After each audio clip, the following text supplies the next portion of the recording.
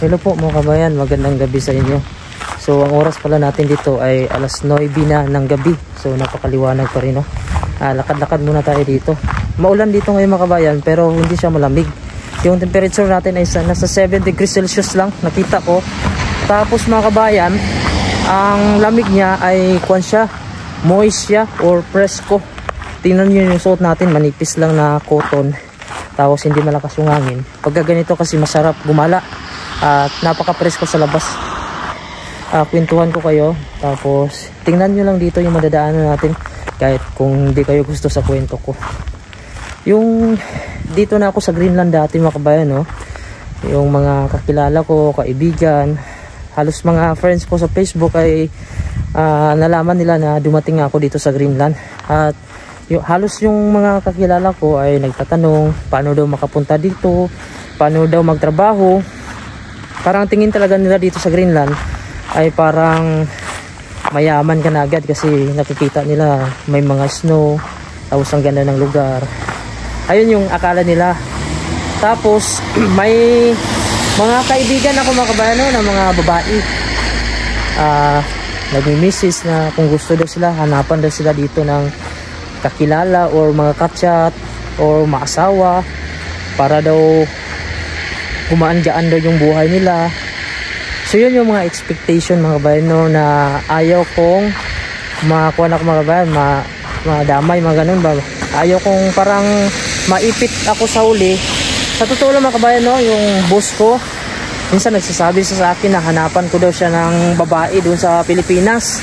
Ang problema lang dito sa boss ko, minsan sinasabi niya na wala daw, hindi niya daw kailangan ng babae kasi may trabaho siya.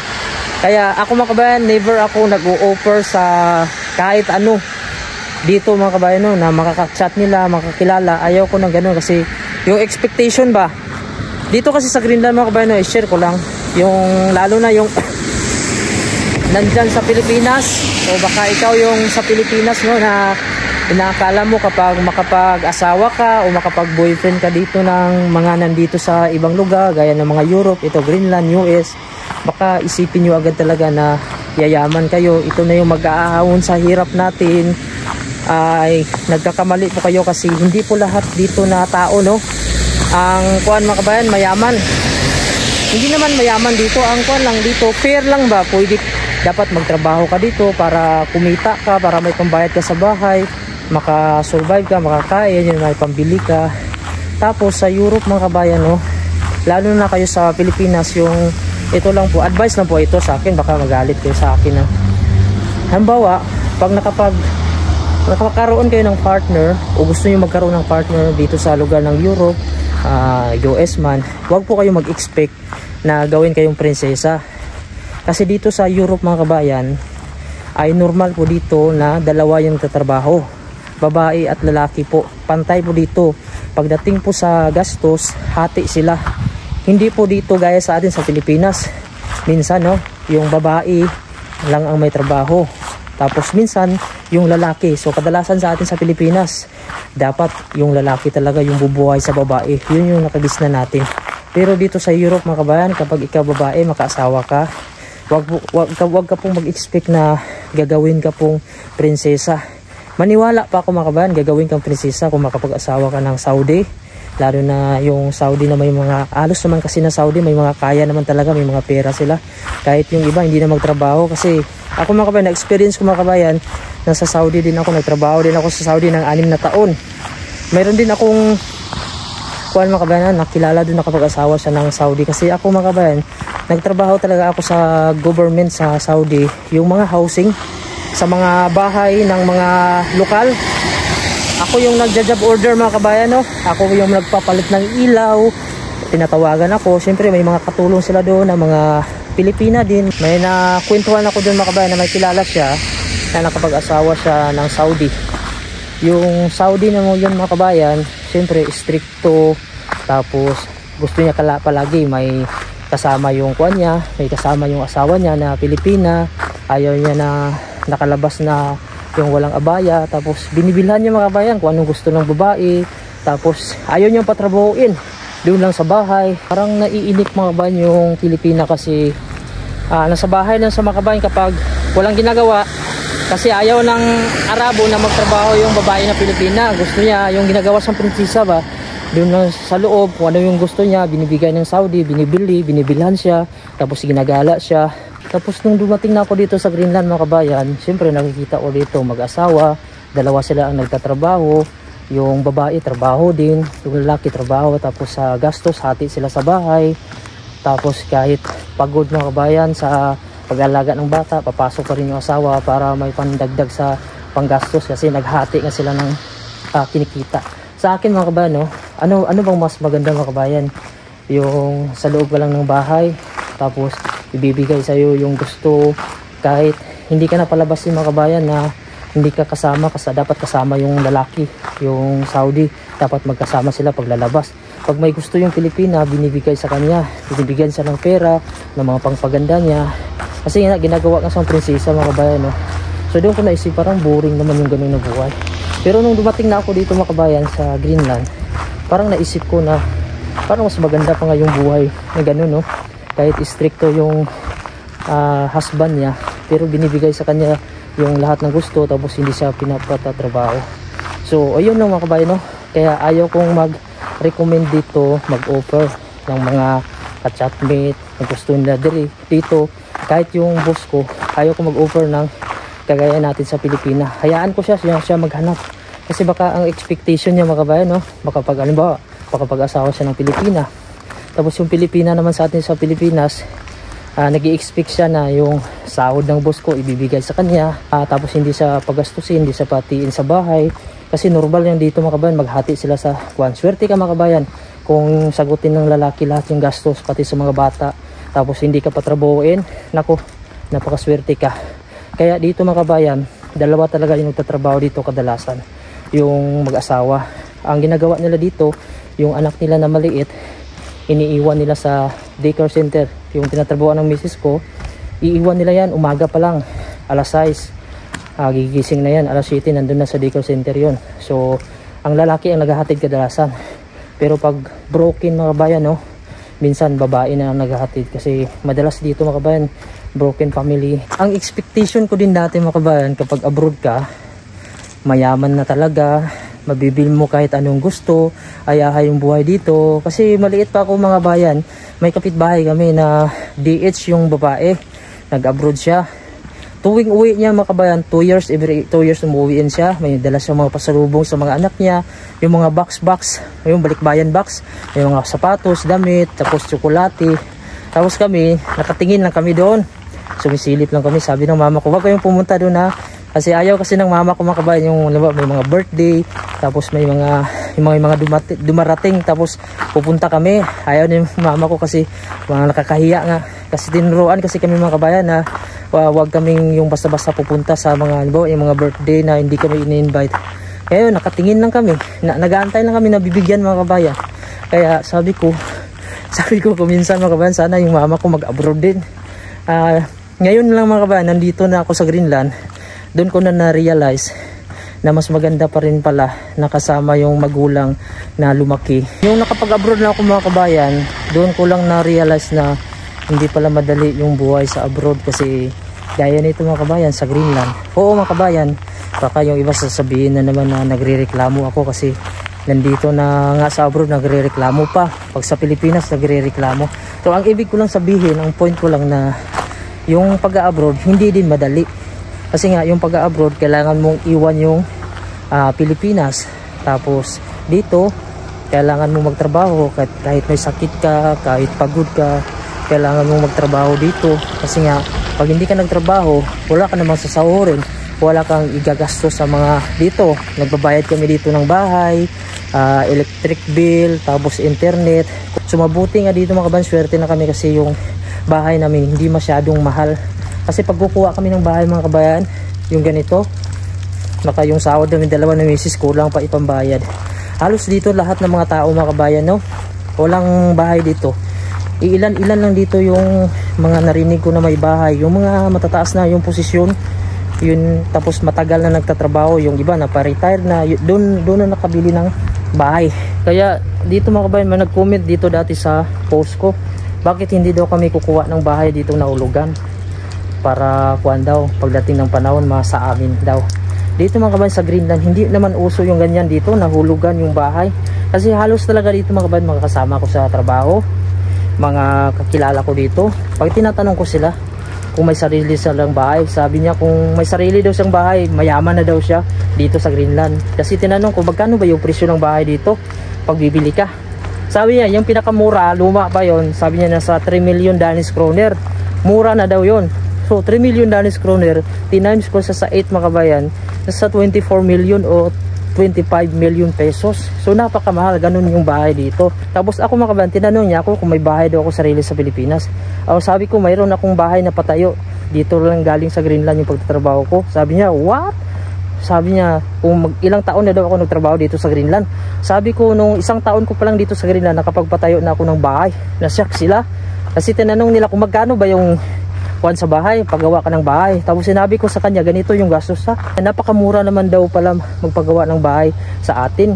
Samantalang dito ay halos lahat ng mga tao dito ay walang bahay. Tapos ang sabi ko naman sa kanya, oo, sa Pilipinas, pag may bahay ka dun, hindi ka talaga masasabi na mayaman ka pa rin. Kasi marami namang nag-a-abroad na kapag pagawa lang ng bahay, umuwi ng Pilipinas, wala ding ipon. So walang opportunity sa amin. Hindi halos lahat na malalaki yung sahod, na makapagbayad ng electric bill, siyempre may babayaran pa na tubig. Ang mahirap lang sa amin, sabi ko sa kanya, yung opportunity na yung sahod mo ay mabubuhay ka man kahit paano, hindi ka kakapusin. Samantalang dito sa inyo, sabi ko, kahit wala kayong sariling bahay dito, pag nagtrabaho kayo dito ay talagang makakapili kayo ng gusto nyo, makakabayad kayo ng bahay, makakasurvive pa rin kayo. Sa Pilipinas, kapag wala kang trabaho doon, patay ka sa gutom doon. Pwera na lang doon kung mayroon ka talagang sariling bahay doon, tapos may mga tanim ka na mga garden, kahit nasa bundok ka lang. Pag wala kang pera mga kabayan, wala din, useless din yung bahay mo sa Pilipinas. Sinabi ko sa kasama ko dito mga kabayan na lokal kung magkano yung minimum sa atin. Tapos sinabi ko sa kanya, ganito lang yung minimum. Sabi niya, ha? What? Sabi niya, mabubuhay pa kayo niyan, ganyang sahod? Sabi ko, didiskarte na lang kahit paano, basta wag lang magutom. Kaya sabi ko sa kanya, kaya marami sa amin ang nag-a-abroad papunta ng ibang bansa, umaalis ng Pilipinas dahil sa pera. Dahil pag dito sa pera, ang income na kikitain namin tapos ipadala namin sa Pilipinas, kahit paano medyo malaki-laki at makakaipon kami. Ayun yung sabi ko sa kasama ko dito na lokal. Kaya ayun mga kabayan, no? Ito lang po, advice ko lang ito po sa mga tao na hindi pa nakaranas mag-abroad. Hindi naman po kami nagrereklamo na mga OFW kami, na pumunta pa kami dito mag-abroad tapos magrereklamo pa kami sa mga gastusin, tapos may magsasabi pa na uwi na lang kayo ng Pilipinas. Kasi yung iba mga kabayan, no, yung mga nagsasabi ng ganun, hindi naman sila nakaranas na mag-abroad. Ako, kahit ako mga kabayan, kung hindi ako nakaranas mag-abroad, kung sa Pilipinas na ako, ang tingin ko talaga mga kabayan sa mga nag-abroad, madali lang kitain yung pera, mabilis lang, tapos hindi mahirap magtrabaho. Ang saya-saya ng buhay dito kasi puro lang gala. Ganito, si Ryan puro lang vlog. Ako pag nakita ako ng taga doon sa amin, parang iniisip nila na parang ang yaman na siguro ni Ryan, marami ng pera, parang hindi na uubusan. Pero kung makapunta sila dito mga kabayan tapos makapagtrabaho, sa tingin ko magustuhan naman nila. Kasi kahit paano fair naman ang buhay dito kapag magtrabaho ka dito. Pero ang kailangan mo dito tiyaga, tapos hindi ka tamad. Kasi pag tamad ka, talagang mahirap dito mga kabayan. Kaya ang masasabi ko mga kabayan, kapag ikaw ay isang OFW, tapos makapunta ka sa mga lugar na medyo malaki-laki yung sahod, kahit hindi naman kagandahan yung lugar na mapuntahan mo, basta yung sahod mga kabayan medyo maganda, tapos makakaipon ka, magkaroon ka ng business sa Pilipinas, mas mayaman ka pa sa mga tao dito na inakala mong mayaman. Kasi mga kabayan, no, dito kailangan mong gumising ng maaga para magtrabaho, para kumita, para yung kita mo mga kabayan ipambayad mo sa bahay, kuryente. Siyempre pag may anak ka, mayroon ka ding gagastusan dyan sa mga kuanya, mga damit, mga pagkain. Sa akin, gumagastusin ako dito mga kabayan sa gatas ng anak ko.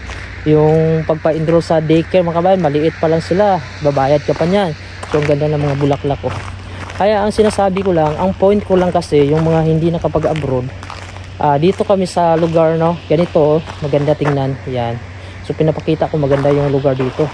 Pero sa likod mga kabayan, no, sa likod ng kuan nito, pagkatapos trabaho na naman ako dito. So kailangan ko ding gumising ng maaga. Aabot tayo dito sa itaas mga kabayan. Ang ganda pala ng mga bulaklak dito. Ito mga kabayan, baka kabisado nyo ito. Hindi na ito dandalayon mga kabayan, ha. Iba ng bulak na to. Ayan po, oh.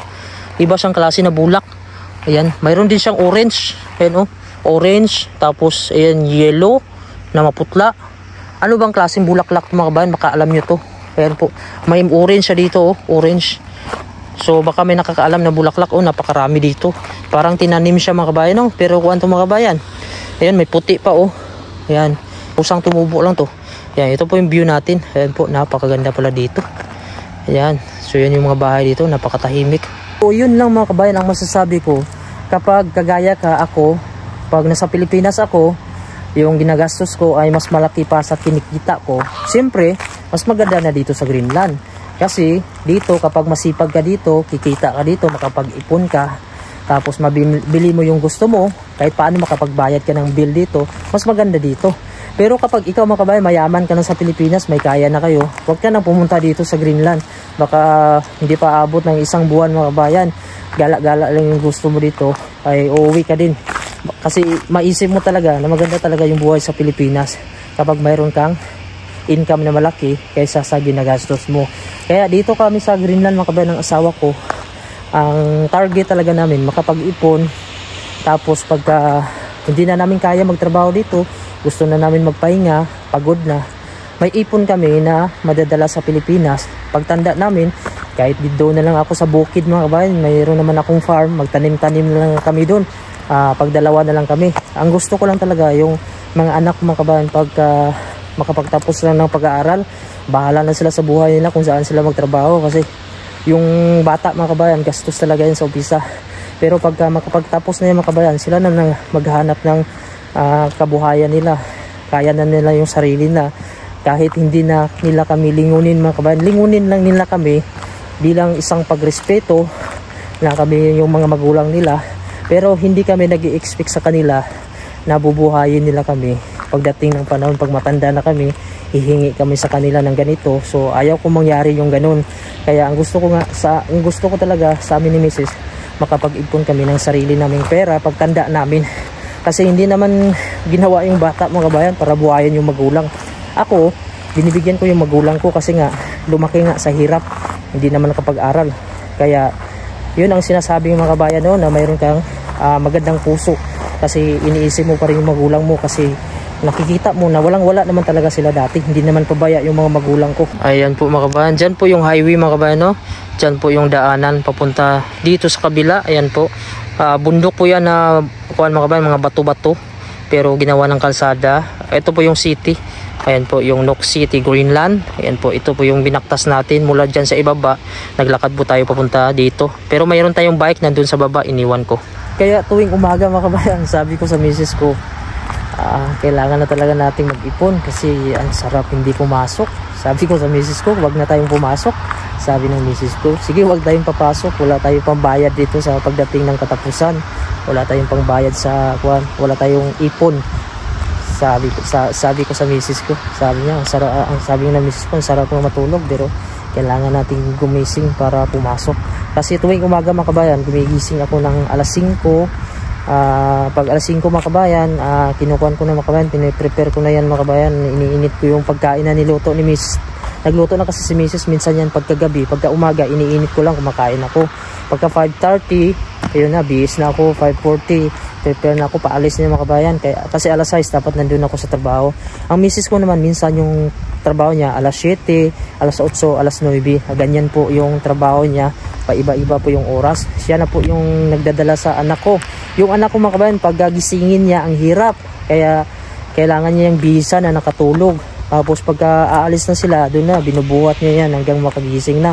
Nasanay kasi yung anak mga kabayan sa Pilipinas, no, gigising yan ng alas 10 ng umaga, alas 11, mahaba yung tulog kasi may nagbabantay naman sa anak ko. Tapos nandun lang naman yan sa bahay, wala namang trabaho yung mga kapatid ko, yung mama ko.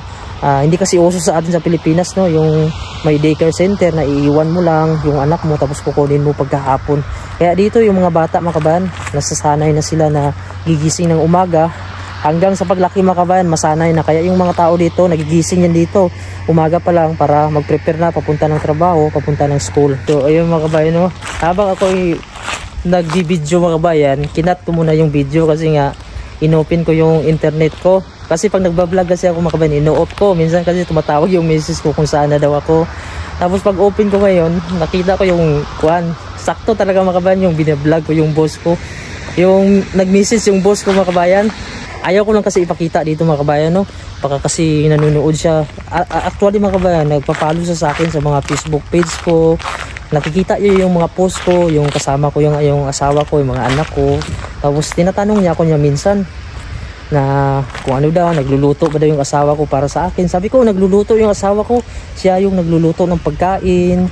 Sabi niya, oh really? Sabi niya. Sabi ko sa kanya, sir, sa Pilipinas, normal talaga, kadalasan yan, yung babae yung magluluto. Kasi kadalasan yan, yung babae kasi sa amin, nasa bahay lang kasi yan. Yung lalaki talaga yung nagtatrabaho. Sabi ko sa kanya. Iba kasi dito sa Greenland. Minsan kasi dito sa Greenland, dalawa talaga magtrabaho. Sabi ko dito, kahit dalawa kami ni Mrs. nagtatrabaho, pero yung Mrs. ko pa rin nagluluto ng mga pagkain. Sabi niya, oh really? Kasi nagsasabi kasi sa akin mga kabayan, ito may message siya. Sabi niya, hi, hindi ko lang ipakita mga kabayan, ha? Kasi baka makita niya kasi sa YouTube. Sabi niya sa message mga kabayan, no? Sabi niya, hi, may kilala ka ba dito sa Noxie, Greenland, nasa Noxie ako, na Pilipina daw na ang edad ay 38 to 43. So ganyan yung hinahanap ng boss ko na edad. Hindi ko lang ipakita mga kabayan yung message niya dito kasi minsan nanonood yan sa YouTube ko. Followers ko kasi yan mga kabayan sa Facebook page. Sa hindi po nakapollow mga kabayan, no, mayroon po akong Facebook page na Pinoy in Greenland. May followers po ako na sa 240,000 followers. Marami po akong followers sa Facebook page ko. Followers ko yung boss ko, nakikita niya yung mga post ko.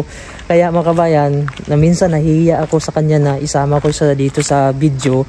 Baka ayaw niya kasi na makita siya sa social media ba. Kaya hindi ko siya sinasama sa video pero sinasabi ko lang. So ngayon nag-message siya sa akin. Siguro mga kabayan, totoo na talaga yung sinasabi niya na gusto niya talaga makahanap ng babae na Pilipina. Kasi nakikita niya kasi sa sarili ko mga kabayan, no, kung paano ako makisama, paano yung respeto. Kasi respeto talaga ako sa kanya mga kabayan. Parang tinuturing ko talaga sa boss na pag may iutos siya, ginagawa ko agad. Hindi kagaya mga kabayan kapag mga kalahi niya. Parang normal lang sa kanila. Parang hindi siya boss sa kalahi niya. Tinatawag lang sa pangalan niya. Tapos pag may iutos, parang hindi ganun gaya sa atin na mataas yung respeto. Kaya yun, nagpapahanap siya ng babae na 38 to 43. So, seryoso na yan pagka ganyan na edad. Kasi ang sabi ko sa kanya, sir, kung gusto mo talaga na seryoso, sabi ko, mga 35 pataas yan, mga babae. Sabi ko, pag sa Philippines, 30, ayan, 30. Pero pag mga 20 pababa, yan, mahirap yun. Sir, kasi kadalasan yan, it's for fun lang yan. Sabi ko sa kanya, yun kasi yung sinasabi ko. Tapos minsan, binabawi niya kasi mga kabayan. Sabi niya, hindi ko naman kailangan ng babae kasi may trabaho ako. Tapos sabi niya, joke lang daw niya, pero nahihiya pala sa mga kabayan. Siguro mga kabayan, kung gusto niya talaga dito, ang problema, wala kasi ako dito mga kakilala talaga na babae na mga dito sa Greenland. Kasi yung asawa ko, siyempre mayroon na tayo kasi mga kabayan. May pamilya na kasi tayo mga kabayan, kaya hindi ako madalas nakikipagkaibigan dito sa mga babae. Mga kawan, mga kilala ko sa ka-church mga kabayan, meron. Kasi sa ka-churchmate, mga babae, normal lang yun. Pero yung mga babae dito maghanap ng kaibigan, bihira, wala akong mga kakuha dito. Makakilala lang, makakita dito mga Pilipina, yung lang pansinan. Pero yung kasama na maggala-gala, yan, wala akong kakilala dito ng mga close. Wala din akong kamag-anak dito. Kaya parang hindi ko alam mga kabayan kung mapagbigyan ko siya ng kanyang hiling. Kasi ang gusto ko talaga mga kabayan, siya yung mismo makakita ng kanyang sarili. Ayaw ko kasi yung pagdating ng panahon ba, baka ako yung masisi, maipit. Kaya yun, so hayaan ko na siya maghanap.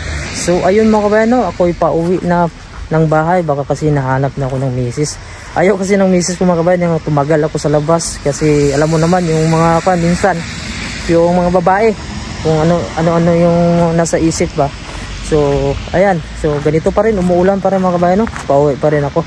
So sana mga kabayan, no, mayroon kayong natutunan sa video ko, lalo na yung mga wala dito sa abroad, hindi naranasan yung mag-abroad. Kung kuan, ang gusto ko lang mga kabayan, i-share ko lang yung buhay namin dito, kung ano yung buhay namin dito sa abroad, na hindi din siya madali.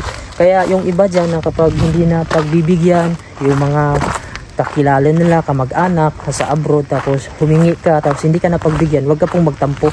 Kasi minsan may inuuna yan sila, may mga utang pa yan, may mga binabayaran pa yan. Kapag abroad kasi mga kabayan, minsan malaki yung income, minsan malaki yung income, lumalaki naman yung binabayaran. Kasi yun nga, dahil nga umaasa tayo na may ibabayad, minsan may kinukuha tayo ng mga bahay. So normal lang yung ganyan sa mga abroad. Ayun lang mga kabayan, hanggang dito na lang po yung aking video. Bali magbabike lang ako mga kabayan pa uwi. So dito pala yung gym mga kabayan. Actually naka-registered ako dito sa gym, pero wala na talaga akong time mag-gym mga kabayan. Kasi pag uwi pa lang ng bahay, nandyan na yung anak ko, inaasikaso ko pa yan mga kabayan, yung anak ko. Kasi yung misis ko pagod din yan, pinapakain ko yung anak ko. Pag dating ko pa, inuuna ko yung anak ko, pinapakain ko, kasi yung misis ko yung nagluluto ng pagkain. So salamat po at God bless po. Sana po wag nyo naman po kalimutan i-subscribe yung ating YouTube channel, pindutin na din yung bell notification para updated kayo kung may bago tayong mga video. Tapos pag-follow na lang po yung Facebook page natin mga kabayan, Pinoy in Greenland din po. Maraming salamat and God bless you all.